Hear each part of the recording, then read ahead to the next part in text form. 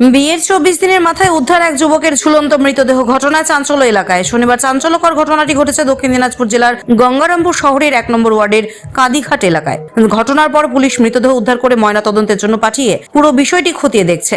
জানা গেছে মৃত যুবকের নাম পার্থ সূত্রধর, বাড়ি ওই এলাকাতেই। পেশায় ছিলেন কাঠমিস্ত্রি। স্থানীয় পরিবার সূত্রে খবর, চলতি বছরের 31শে জানুয়ারি গঙ্গারামপুর ব্লকের সুখদেবপুর এলাকায় বিয়ে হয় ওই যুবকের। পরিবারের লোকেদের দাবি, বিয়ের পর থেকেই মানসিক অবসাদে ভুগছিলেন ওই যুবক। এরই মাঝে গত কয়েকদিন আগে বাপের বাড়িতে ঘুরতে যান গৃহবধূ এবং বাড়িতে একাই ছিলেন যুবক। প্রতিদিনের মতো শুক্রবার রাতে খাবার খেয়ে নিজের ঘরে ঘুমোতে যায় যুবক। শনিবার ঘুম থেকে উঠতে দেরি হলে ডাকাডাকি শুরু করেন পরিবারের সদস্যরা। দীর্ঘক্ষণ ডাকাডাকি করার পরেও দরজা না খুললেই সন্দেহ হয় পরিবারের। এরপরই দরজা ভেঙে যুবকের ঝুলন্ত দেহ দেখতে পায় পরিবারের সদস্যরা। ঘটনার খবর দেওয়া হয় গঙ্গারামপুর থানায়। পুলিশ পৌঁছে দেহ উদ্ধার করে নিয়ে আসে গঙ্গারামপুর সুপার স্পেশালিটি হাসপাতালে। সেখানে কর্তব্যরত চিকিৎসক মৃত বলে ঘোষণা করেন ওই যুবককে। এই ঘটনায় শোকের ছায়া নেমে আসে মৃতের পরিবার সহ এলাকা জুড়ে। এ বিষয়ে মৃতের এক প্রতিবেশী জানান, যে মারা গেছে তার নাম কি?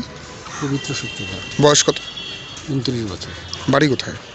বাড়ি 1 নম্বর ওয়ার্ড কাদিহাট। কাদিয়াট। আচ্ছা, কবে হয়েছিল ঘটনাটা, কি হয়েছিল?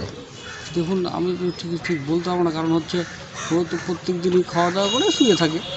এবার আজকে কালকে রাত্রে খাওয়া দাওয়া করে শুয়ে আছে, এবার ঘুমের থেকে উঠতে সকালবেলা দেরি হচ্ছে। আচ্ছা। এই কারণে ওর বাড়ির লোক ওকে ডাকতে গেছে যে কি ব্যাপার, দেরি করতে গিয়ে সবাই ডাকছে, উঠছে না। তো অনেকগুলো ডাকাডাকি করার পর যখন দেখছে উঠছে না, তখন দরজা ভেঙে দেখে যে ঝুলে আছে, ঝুলন্ত অবস্থায়। ঝুলন্ত অবস্থা। তারপর কি করলেন? তারপরে তো সবাই চিন্তা করলো যে হয়তো সকালবেলা যদি বেঁচে থাকে তারপরে তো নামিয়ে তারপরে তো থানাতে খবর দেওয়া হলো। তারপরে হসপিটালে নিয়ে গিয়ে তারপরে দেখা হলো যে সত্য মারা গেছে। আচ্ছা আচ্ছা, কেন এমনটা করলো বলে মনে করছেন? এইটা দেখুন, এটা বলতে বাড়িতে কোনো রকম অশান্তি ছিল না। প্রথমত ওকে বিয়েও করেছে। কতদিন হলো বিয়ে? আর বিয়ে করা আজকে 24 দিনের মতো হলো। আচ্ছা, কি কাজ করতো?